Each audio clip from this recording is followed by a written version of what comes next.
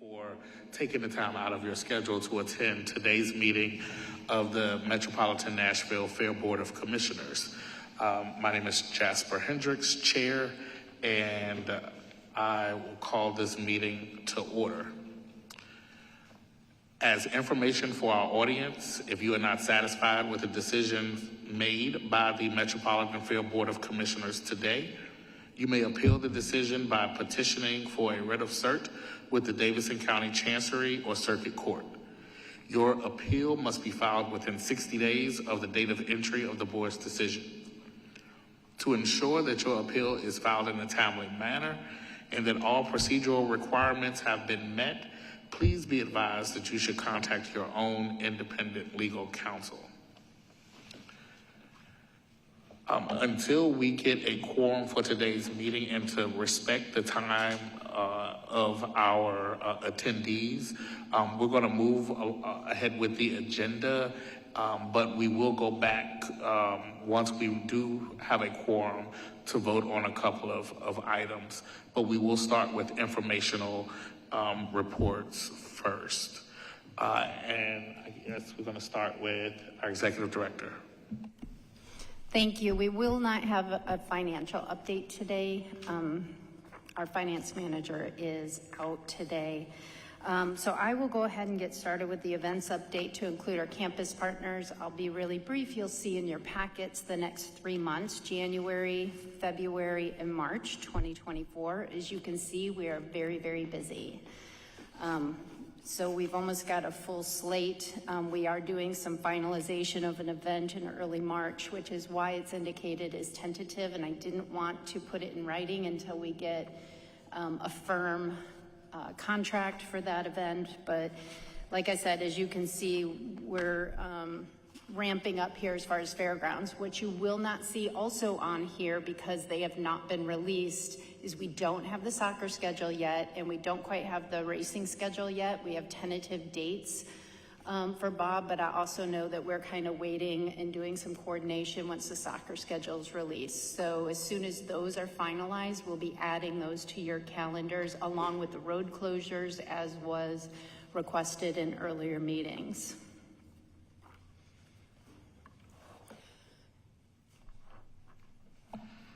All right, are there any questions for the Executive Director? Okay, so next we'll have our update from our campus partners, and let's start with Nashville Soccer.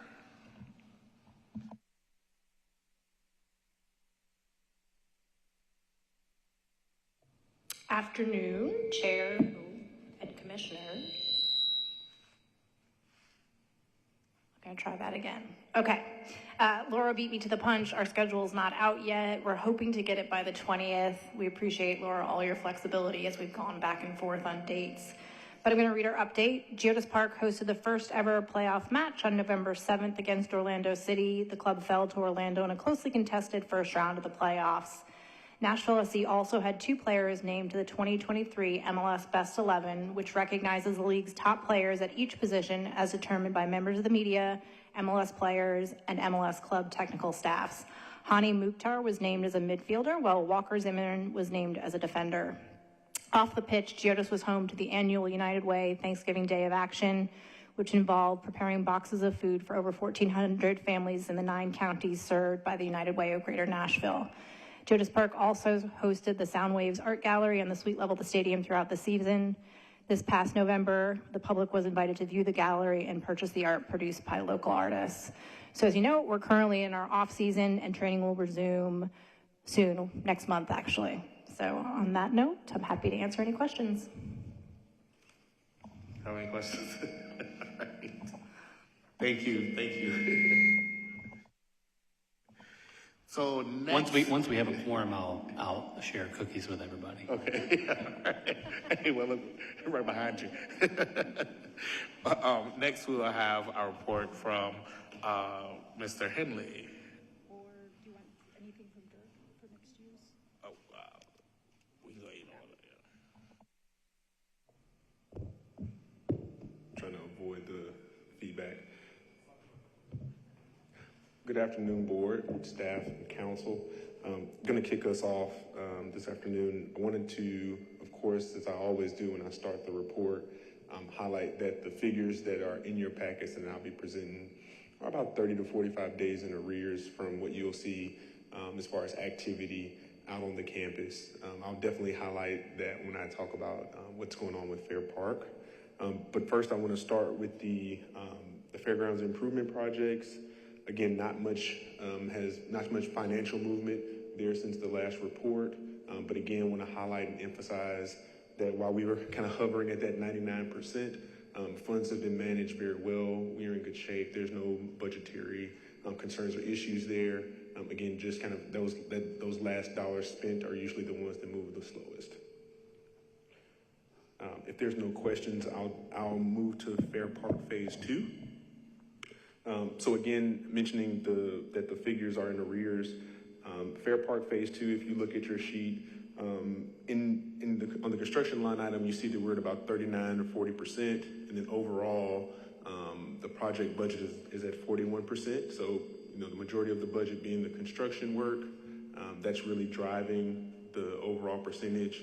I can tell you right now that we're reviewing an invoice from November that would put that spend at over 50%. And then, of course, you all have seen in the past few weeks, there's been a lot of activity related to Fair Park. So the next time I present to you, there'll be some pretty significant movement on that budget. But for right now, what you're seeing is a 41% spend, but have been quite active over the past 7 to 8 weeks.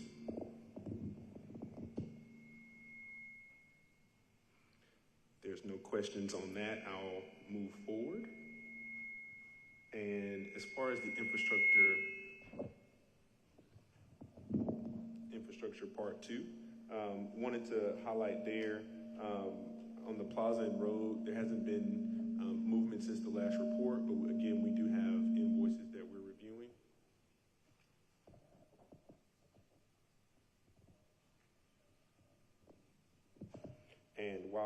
And also while that's kind of the focal point of the work there, there has been, of course, additional design work that has been invoiced in the past month, as well as project management work. But again, we're only at 5% of that budget, so still in the early phases of that work. But the Plaza and Road work will be picking up. I think that's going to be spoken to by Ron and maybe even a little bit by Dirk. Any questions? Sorry, the Plaza, is that the Speedway Alley? Yeah, correct. Okay. Yes. We're going to get the speakers turned down, but in the meantime, if that mic may be better, right, for less reverberation. So if you want to come up there, it'll be a little bit better. Ron.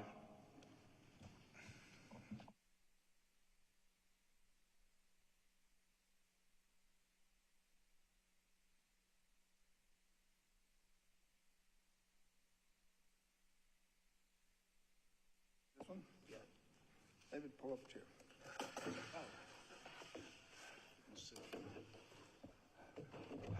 Thank you, Mr. Chair. Is this better? First of all, I want to introduce David Hickenbotham. David is with our firm, and he does all the work. And if there's credit to be had, I try to take that. So, David, you want to just kind of walk through the talking points you want me to? Yeah, we can go through it. So on Fair Park Phase 2, you can kind of see some of the activity out there, and I think Ed kind of touched on it. We got the final paving going on. Right after that, we'll be coming in with the site amenities. We got the trailhead that's on back order. Got the fencing ongoing with 2 crews out there, so that's coming along nice. Sequencing of the additional work will be coordinated as we move into Fair Park Part 2 of the infrastructure. Windgrove, we got the design and engineering ongoing. Signalization was approved yesterday. And then we've been working with NDOT and WeGo, kind of working out all the issues over there at that intersection. Speedway, Fair Plaza and Speedway Alley, you can see all the work going on up there. That's all proceeding well. And that's pretty much it. Kind of supplement that a little bit. Real quick, one of the things, we're going to be completing design on the Windgrove intersection in January, and we'll start the pricing and construction process at that point. And as I said, part of the funding, as David said, part of the funding is coming from WeGo and from NDOT, so we're coordinating how they're going to contribute to those projects, save you a little money. And then the Speedway Alley, just to explain, part two of infrastructure, as we've discussed, part of that is being done by the mixed-use project, and I think Dirk will be doing that through a participation agreement. That is the section between the mixed use and the grandstands. And that's under construction right now. It'll be usable by the time the racing season starts. The balance of that project is what we're calling Fair Plaza. That is the area between the mixed use and Benton Avenue. And that'll be opening around the same time as the mixed use project. Doesn't make sense to open one and not the other. So those are being combined. And as I said, those are being funded out of the Part 2 infrastructure, and that's being paid for. They're being funded out of that, and they're building it as part of a participation agreement. Then the Speedway Alley extension is carrying that, what they're doing, down around the south end of the Speedway to Craighead. And at that point, we'll be building a bridge over Browns Creek. All of that is a very difficult permitting process, and the documents and the engineers don't want to see it until other engineers have finished their work. So we hope to have those documents in March, and we'll start that permitting process at that time. So that's an overview of what's going on. As Ed said, he's keeping up with the finances, and we're in good shape on all these projects right now. Okay, I just had a quick question. When you mentioned the WeGo and the NDOT partnership for payment, and then also the participation agreement that's going to take care of another piece of it, is that going to impact this budget in any way, or the money that's been allocated? We have funded allocated for it. What WeGo's wanting to put a bus stop on the northbound bus stop. They put a southbound one, if you can see that right there in Nolensville Pike. They want to put that on Nolensville Pike on the other side. NDOT wants is paying for some of the signalization, some extension of sidewalks, and a crosswalk that crosses Nolensville Pike. And then we're paying for an entrance that will bring you into to the expo buildings. So that's how they're broken down. And again, we're getting the documents ready so we can price it and allocate those funds. And I'll point out that all that's in a floodway, and that's one of the reasons it's been complicated and taken quite a while, is working with Metro Water and other standards, and trying to make sure we're not going to do anything to block the water. So, Question? anything else? Nope. That's it. Right, Thank you. So, Dirk.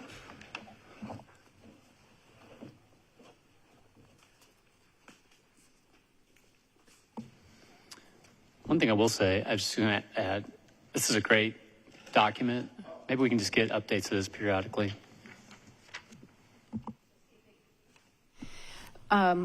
What Todd is referring to is as a draft schedule, and we definitely wanted to put draft on there in the event because there's like some other, government reviews, and while we can do our best guess at estimating how long those will take, we don't know. So as we learn information and we get some of those dates of projects nailed down, even from Dirk, when those other parcels start, we'll add those to and update that for you. Totally concur. We'll note, Laura, it does not say draft, so you might want to add that. But we believe you that it's a draft schedule.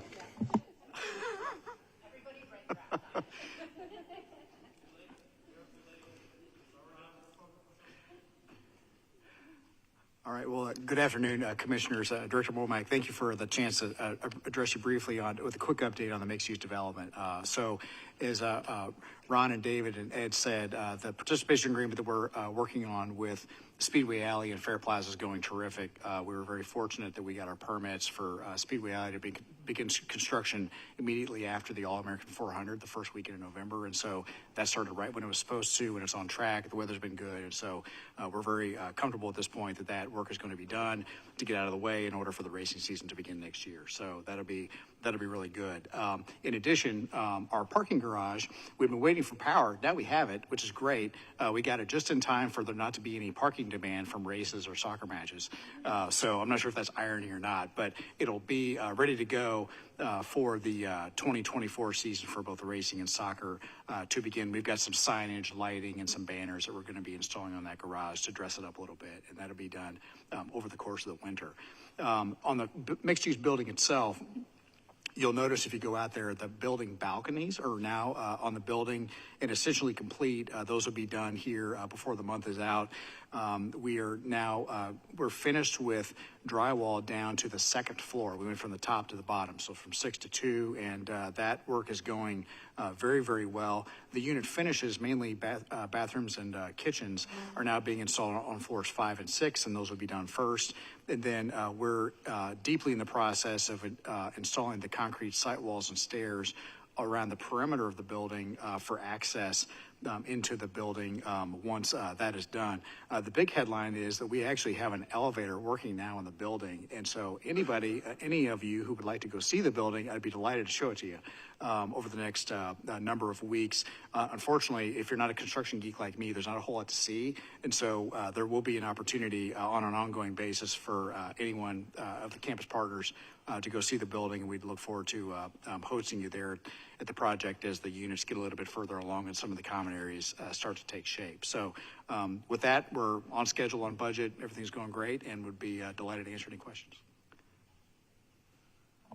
Yes, Todd. Thanks, Dirk. Remind me, once you're fully occupied in the building, generally how many spaces are available for racing and soccer events? On an ongoing basis, Commissioner, when the building is what we call stabilized, which is essentially full, we'll have about 150 extra spaces for events in that one facility.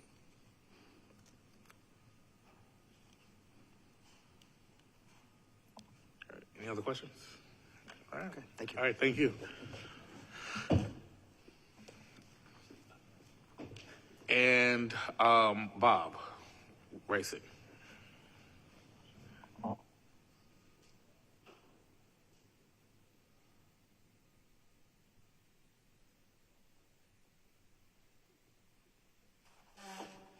Thank you, Commissioners. Thank you, Chair. As Laura indicated, our schedule is tentative, 90% completed, waiting on a maybe opening date, and that'd be it. We went through the All-American 400, worked on our muffler program very extensively, and think we have some details more to start the year with. And we'll come out with our practice schedule for you, and then we are going to be hiring some more people, and some more community involvement is on the agenda for them, involving with schools, Girl Scouts, Boy Scouts, all that. And again, right now we have 8 races planned for next year, so that's kind of our plans. Any questions? Questions? Yes. Did you get any feedback from the drivers who either had to repair the mufflers or chose not to do it and left? We did not. I think we started this process in Hart 4 or 5 years ago, and this is exactly what we thought would happen if we didn't shove it down their throat and work with them, that they would accept it, and we believe they're accepting it. We were just in Indianapolis last week, and lo and behold, the muffler companies came out with another one for us. So we do believe that the progression has got to the point that it will be accepted.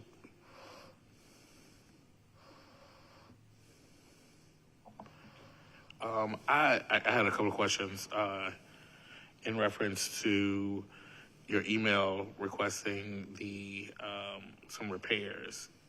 Have you had a chance to think about some of the any estimates of what the cost may be for some of these repairs? No, Chair, that was just some basics, and I think I would like to request to meet with Laura and her staff on that and see what can be done in-house, what can be budgeted, things of that nature. We try to keep that list to a minimum to a maximum. We realize the budget constraints, A, and B, the future uncertainty. So we'd like to be open to working with everyone on that. We think some of that can be done very cost effectively. Okay, thank you. No other questions? Thank you. Okay, thank you. Thank you.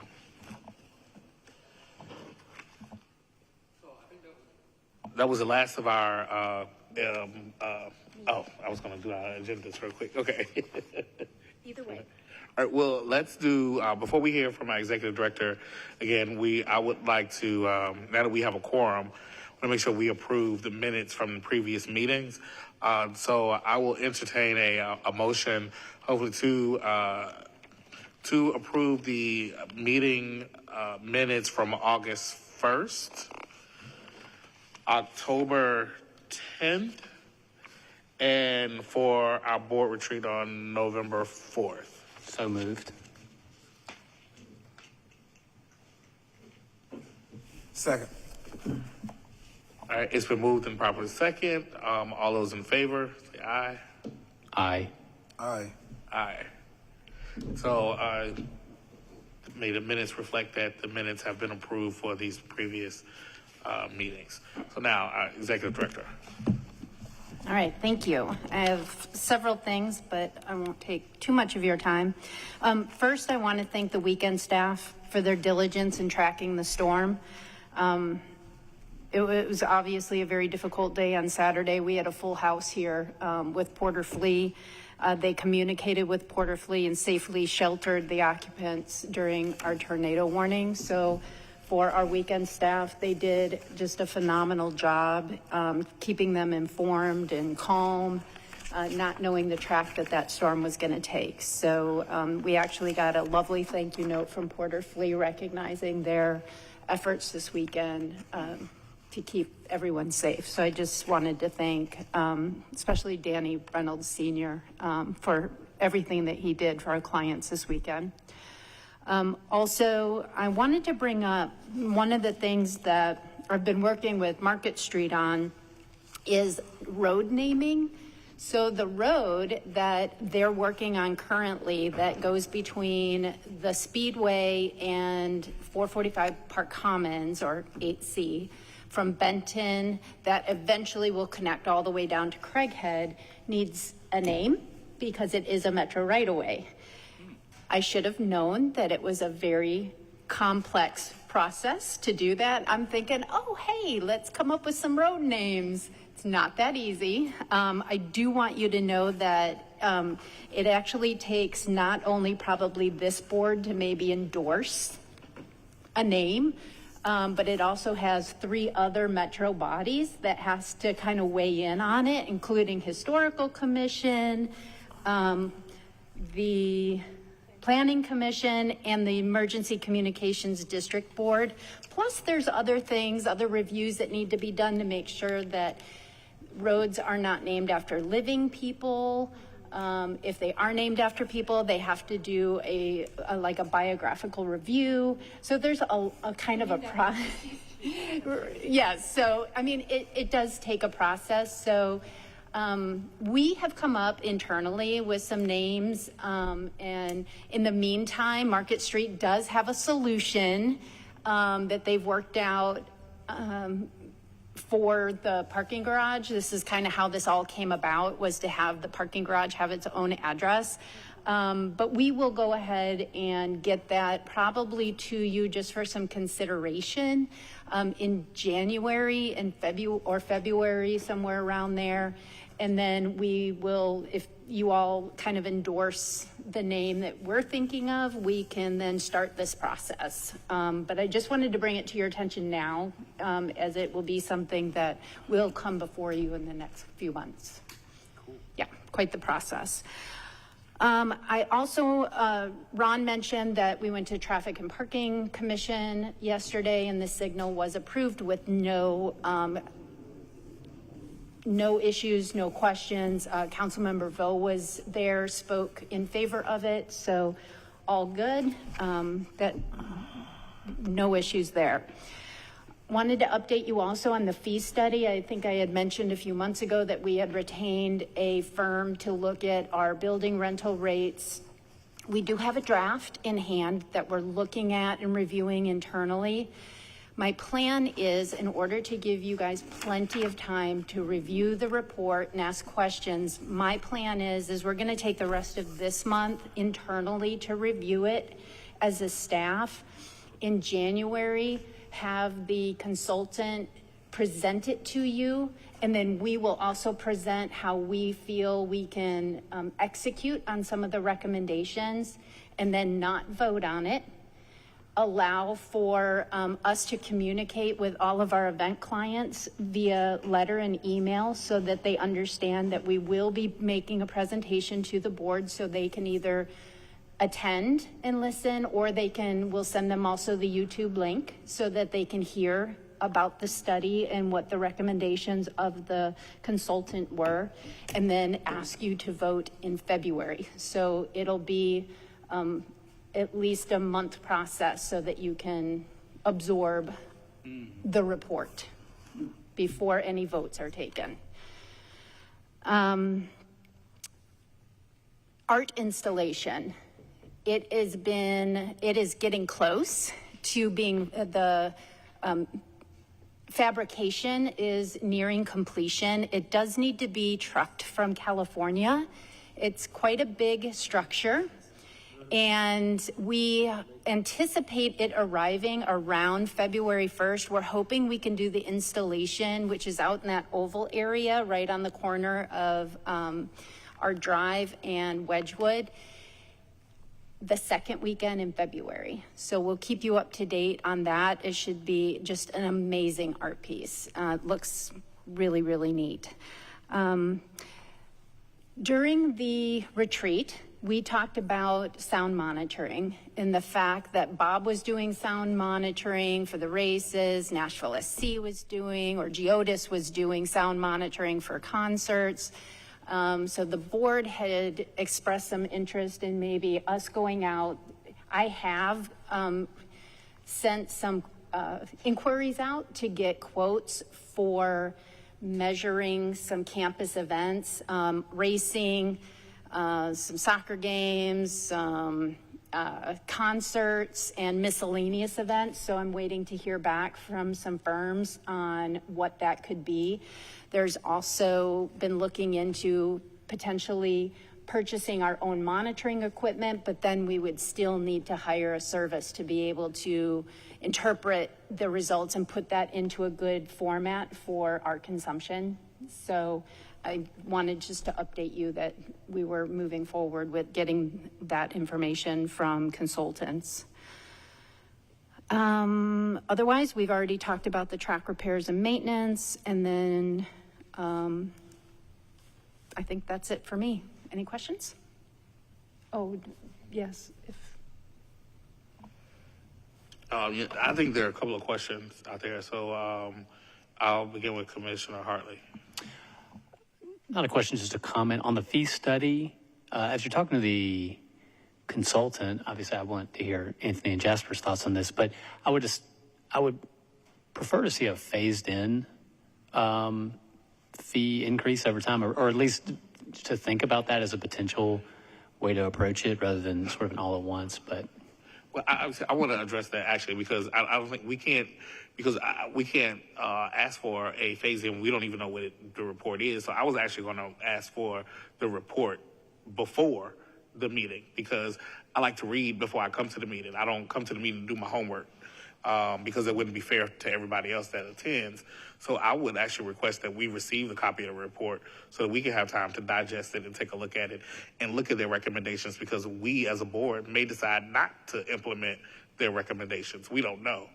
But I think that we need time to actually consider it and think about it and digest it and be able to ask the questions when we come to the meeting so that we're prepared when we're at the meeting in January. Yeah, So in this scope of work, we did ask for a phase-in for that reason, because number one, we had no idea if there was going to be a recommendation for any fee increases, and if there was, we had no idea what the level or percentage would be. So there is a phase-in that was requested. We just received the draft on the 8th, so we still have to meet internally to discuss it and then go back with the consultant. So once that internal review is done, we have every intention of sending it out to you guys for review. And then, like I said, the goal is not to vote at all in January. That is the time you'll be able to see the report in advance of that.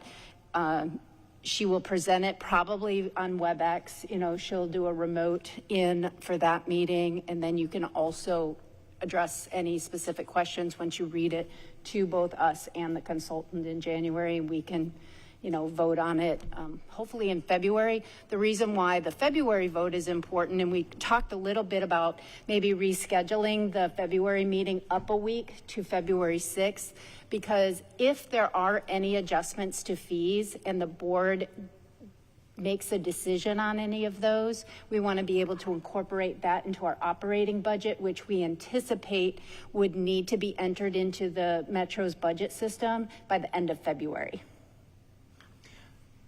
Thank you. That's good clarification, Laura. I think the general consent or the general point of view is just that we take changes in pricing to our customers very seriously, and we want to make sure we take the time to consider it.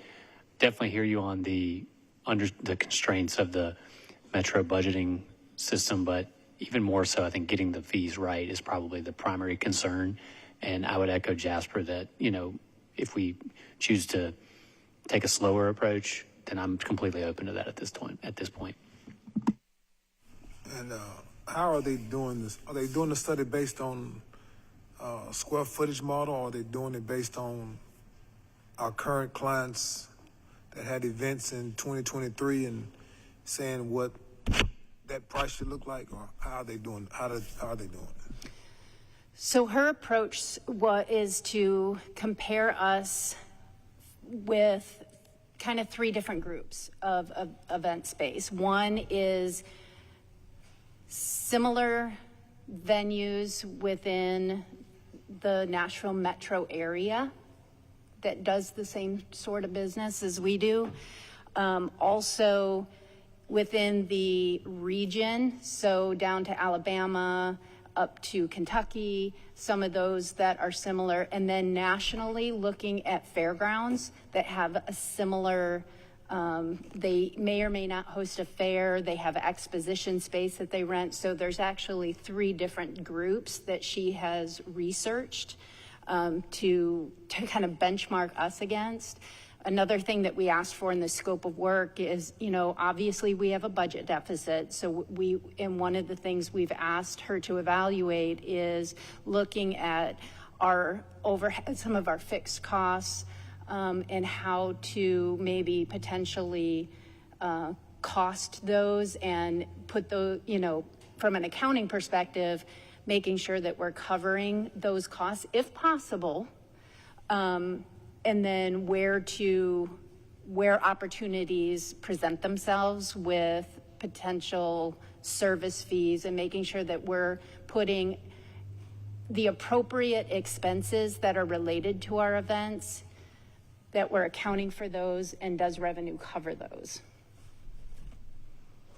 So you'll see when the report, her report obviously is much more detailed and more eloquent than I can describe it, but bear with us. Like I said, we're going to be reviewing this next week once Latrice gets back, and then we'll get it in your hands. Okay, and also during our board retreat, there was a question as far as our legal obligations for the maintenance of the racetrack. And I believe legal counsel has a answer to that question. That's correct. I was responding to the questions that Commissioner Hartley had specifically proposed at the board retreat, which, by the way, was publicly noticed and open to the public, although nobody came. There were a few questions. Here's how I wrote them down, Commissioner Hartley. Please correct me if I haven't got them right. But the questions were: to what degree does the Fair Board need to make improvements to the Speedway if there's no other deal approved by council? Then if the raceway is in poor repair, can we continue effectively having racing there in compliance with the charter? And thirdly, to what degree would we need to make repairs to it to meet that standard? I think that's right. And just to set the context, what we're trying to do is figure out what the floor of our obligation is so we can properly plan for the future of the facility. We're not trying to figure out everything we might want to do or might actually do. We're trying to figure out what our minimum floor is. Yeah, absolutely. And that is how I understood the question. So we were looking at it that way. It's a little bit of a question of mixed law and / architecture engineering, which is not expertise that I have, but I have an idea of who might be able to help us with that. If only there were some engineers or building planners in the room. So basically, and I think Tom Cross may have said this in prior meetings as well, the two most essential things are safety and ADA compliance. So just the same as any facility open to the public, the law requires that we repair it to those standards. So as far as what the minimum legal standard is, that, in terms of other law, not related to the charter, that is the minimum legal standard. And my suggestion for getting some assistance with determining what repairs really are necessary for that floor was to maybe avail yourselves of the expertise of General Services Department, which does have ADA and safety inspectors within their divisions that I think would have expertise to be able to do that. Obviously, there's also already a consultant's report. They can start with that. Tom was under the impression that there were maybe some things in that report that were above and beyond safety and ADA, and that, we wouldn't necessarily have to take all of those recommendations. We could just, rely maybe on General Services expertise and on the board's judgment and decide, where that floor really lies in terms of what needs to be done. I do think if it got to the point where the facility was in a condition where maybe it was safe and ADA compliant, but not as aesthetically pleasing as it originally was, and if we were able to be in a situation where you could determine that people were not booking there for that reason, that would maybe trigger some obligations on our part to do some additional above just safety and ADA minimum improvements. But I think that would be a fairly fact-specific situation where you'd really have to know that the reason maybe bookings were not as good as they used to be was because of the condition of the stadium and not other external factors. I'm happy to answer any follow-up questions. Any questions? I know I see you too, because I have a question too, because that was lengthy, but I guess we would probably have to have a meeting or have someone from General Services to come over within the next few weeks in order to have a report prepared for the January or potentially February board meeting. So that way we can I don't know, how do we get the estimates in so that way we can make sure that our budget request sort of reflects, anything that we potentially need in order to ensure the safety and ADA compliance of the facility. I don't know what the timing of.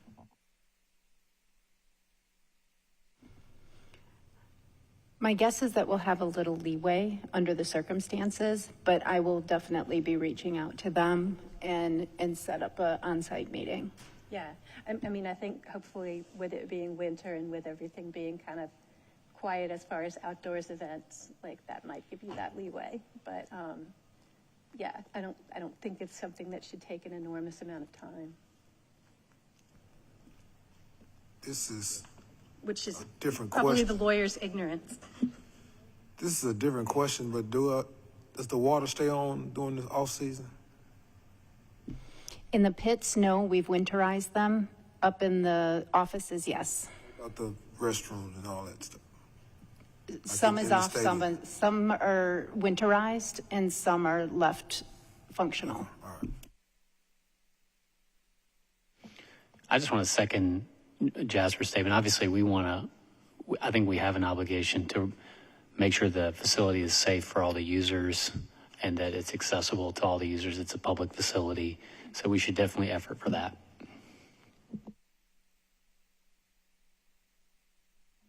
All right, any other questions, comments? And safe by what standards?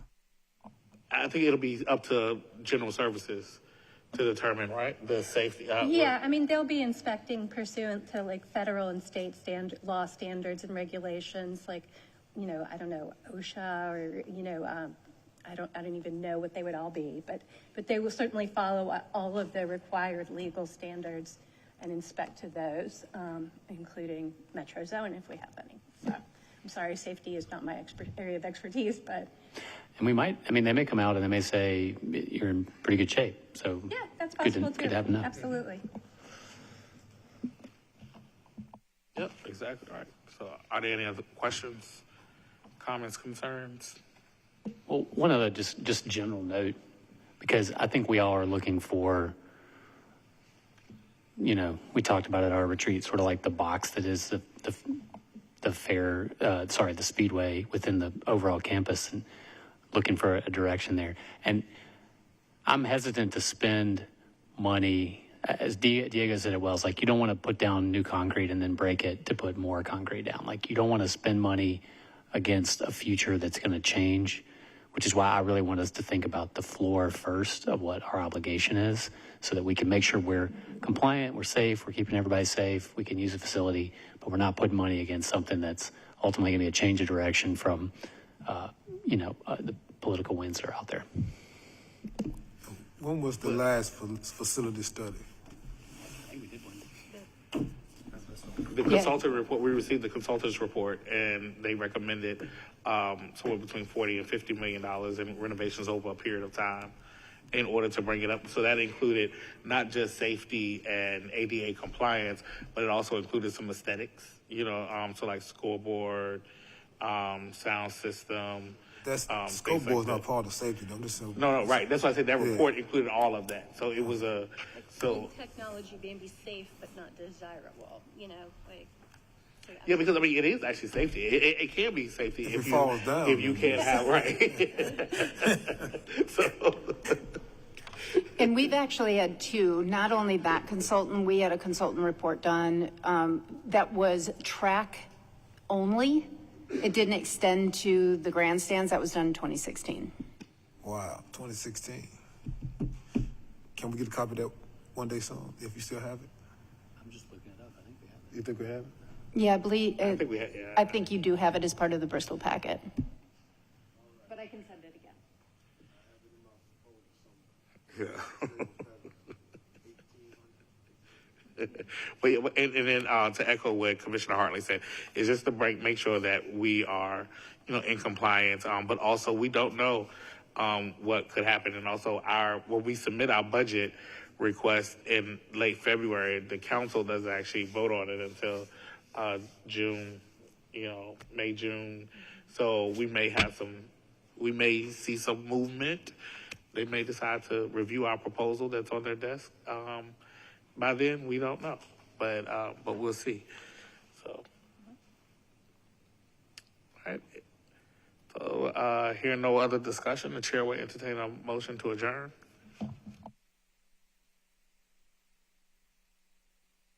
Do we need to take any action to actually effectuate, and I know it wasn't necessarily a recommendation from council, but if we want to have someone come out, does Laura already have the authority to just make that happen? Yeah, Okay. I think so. I think that if she requests it, they will come. I would suggest we ask Laura to make that happen. I move to adjourn. Thank you. I thought about that too, but I was just like, I think she's okay. I think she can do it. We'll see. But so the chair will entertain a motion to adjourn. So moved. Second. All right. All in favor? Aye. Aye. Aye. Thank y'all. Thank you. Happy holidays. I have cookies. I have cookies over here.